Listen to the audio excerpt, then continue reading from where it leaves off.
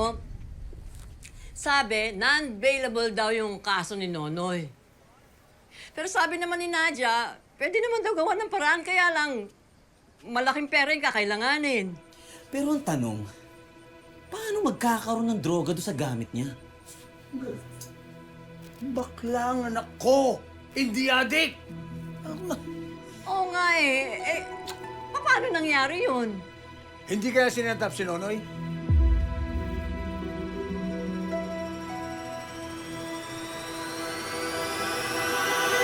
Sir Kaloy, ano pong mangyayari kay tatay? Pag mag-alala, anak, nag-assign naman ako ng abogado na mag-aasikaso ng kaso niya para makalabas din siya sa kulungan. No? Pero hindi pwede magtagal si Noni sa kulungan. Yung laban ni Makmak may schedule na. Alam ko, kaya nga pinapaasikaso na natin di ba? Kaya lang, kahit naman makalabas siya, may problema pa rin tayo. Ano po yun? Makmak, hindi na muna po pwedeng mag-coach sa'yo si Nonoy. Hanggat merong kasong nakasampa sa kanya, kahit sabihin pang makalaya siya na dahil napiyansahan siya. Sir Kaloy naman, bakit? Hindi pa naman napapatunayan na guilty siya eh. Under the rules of ethics, kinakailangan masuspindi si Nonoy hanggat inaayos pa o nililitis yung kaso niya. Makmak, hindi na tayo makakapaghintay doon sa kaso ng tatay mo. Hanggat maaari, matuloy na yung laban mo. Kaya iho, with or without Nonoy, kailangan lumabang ka na.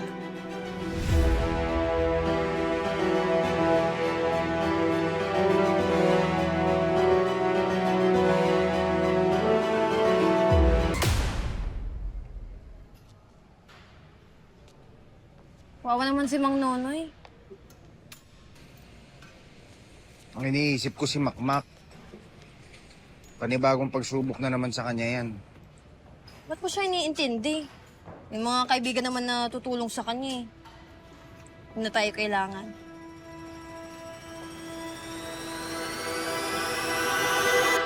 Chloe, naawa ako sa tatay ko. Hindi namin kakayanin yung pagpiyasa sa kanya. 2 milyon. Don't you worry, Mac. Tutulungan ka ni Dad. He told me na hindi niya papabayaan ang daday mo. Ba't ngayon pa? Bakit lagi na lang nangyayari sa akin to? Akala ko tuloy-tuloy yung pag-ahon namin. Kaso, Don't lose hope, Mac. nakakalungkot lang kasi kung kailan nawala yung pagkakaibigan ko kay Nadia Calito, Boots. Pati ngayon si tatay. Mawawala bilang coach ko. Bakit lahat na lang nawawala? But Mac, I will remain, okay? Andito lang ako.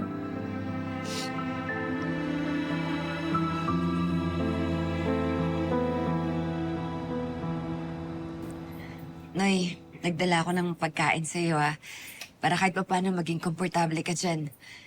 Tapos mamayang gabi, babalik ulit ako para sa hapunan mo. Maraming salamat, Nadia, ha? Noy, huwag kang panghinaan ng loob, ha? Hindi kasi, iniisip ko lang, paano na si Makmak? Sino magte-train sa kanya? Tsaka sinong gagabay sa kanya? Huwag mo na munang isipin yun ngayon. Ang isipin mo, sarili mo. Oo, Nadia, pero wala akong kasalanan. Naniniwala naman ako sa'yo. Kaya lang, paano napunta yung drugs doon sa bag ko? Ha? Nadia, naset up ako. Huwag kang mag-alala. Nagpapaimbestiga na si Kaloy para malaman natin yung totoo. Talaga bang naniniwala ka sa kanya? Paano kung siya mismo yung nagplanta ng drugs sa bag ko? Imposible na magkaroon ng drug sa bag ni Nonoy. May nagplanta nun. Pinagbibintangan mo ba ako? Nakakapagtaka lang. Ba't ka naman magtataka? Kilala ko si Nonoy. Nadia, kilala mo si Nonoy noon. Nung nagsasama pa kayo, di ba? Pero kahit nga nung panahon na nagsasama kayo, hindi mo nga nahalata na bakla siya, di ba? So hindi mo talaga siya kilala. Anong gusto mong palabasin? na hindi talaga natin kilala si Nonoy. Kahit ako, hindi ako sigurado kung gaano natin siya kakilala. Kaya nga, Nadia, pinapaimbestigahan ko siya ngayon para lumabas yung katotohanan na malaman na natin. Naiintindihan kita. Kasi alam ko na ngayon, nagiging malapit kayo ulit sa isa't isa. Pero Nadia, buksan mo naman yung mga mata mo. Baka na kailangan mo kausapin si Nonoy. At baka meron siyang kailangang aminin sa'yo.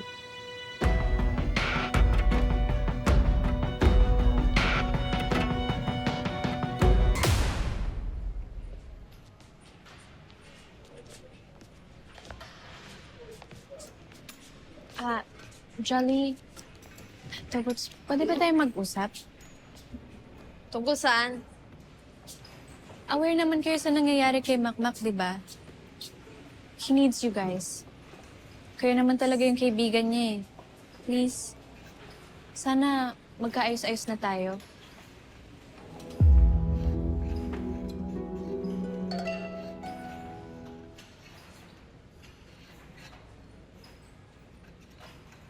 Jolly. Ano mo?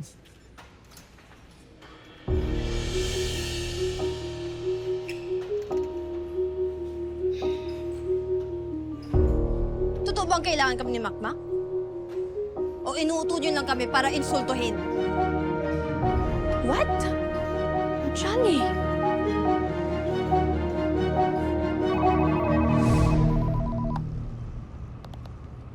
Nay, hello. Kamusta lakad nyo? Anak, babalik ako dun sa tatay mo. Magdadala ako ng hapunan. Nay? 2 milyon ang bill kay tatay. Pero, Nay, huwag kayo maglala. Nagre-raise na ako ng fund para sa kanya. Napakamahal naman. Hayaan nyo na, Nay. Babawi rin tayo. Madalas kayo magkasama ng tatay mo sa training. Wala ka ba napapansin sa kanya? Pinagdududahan nyo rin si tatay? Hindi naman, anak. Tinitingnan ko lang lahat ng anggulo. Mukhang imposible naman po nagdroga si tatay. Alak nga po, binabawalan ako. Droga pa kaya? Tama. Magtulungan tayo na maghanap ng pondo para sa tatay mo. Asan ka na ba? Susunduin ko po si Chloe. Tapos susunod na rin kami dyan. O sige, mag-iingat kayo. Opo, Nay. Ingat din po kayo.